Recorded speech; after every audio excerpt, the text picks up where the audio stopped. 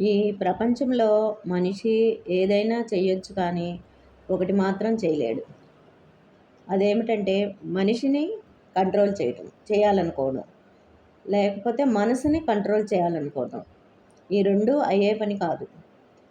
అది మనసును ఎవరైతే నియంత్రించాలని చూస్తున్నారో, ఆలోచనలను ఎవరైతే నియంత్రించాలని చూస్తున్నారో వాళ్ళంతా త్వరలో ఒకరోజు ఆలోచన, మనసు చేత ఓడింపబడతారు.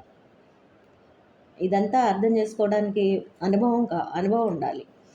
ఒక స్థాయి దాటిన తర్వాత కొన్ని ఆలోచనలను నువ్వు అడ్డుకట్ట వేయలేవు. నువ్వు నియంత్రించలేవు.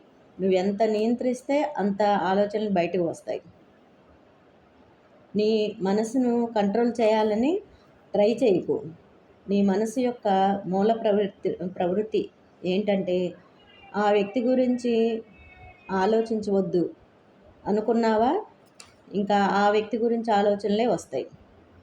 ఎప్పుడైతే రిపీటెడ్గా ఆలోచనలు వచ్చినప్పుడు కానీ, అతిగా ఆలోచనలు వచ్చినప్పుడు కానీ, ఒకటే ఆలోచన మాట మాటకి వచ్చినప్పుడు కానీ, వాట్ హ్యావ్ టు డూ, అసలు ఏం చేయాలి? హాయిగా కూర్చొని లోతుగా శ్వాస తీసుకొని అదేంటో చూడు. ఇదొక్కటే దారి, ఇంక వేరే దారి లేదు. దాన్ని నియంత్రించడానికి అడ్డుకట్ట వేయొద్దు. జస్ట్ చూడటం మాత్రమే నీ చేతిలో ఉంది. ప్రశాంతంగా చూడగలగాలి. మైండ్కి సంబంధించిన దానిలో తీసివేతలు, భాగాహారాలు లేవు. ఓన్లీ కూడికలు, హెచ్చవేతలే ఉన్నాయి. నీ జీవితం నుండి మనిషిని తీసివేయి. అప్పుడు సమస్యలు అనేవి పడిపోతాయి. సమస్యలు లేవని తెలుస్తుంది. అంటే హోల్ అటెన్షన్ అనేది నీకు వస్తుంది.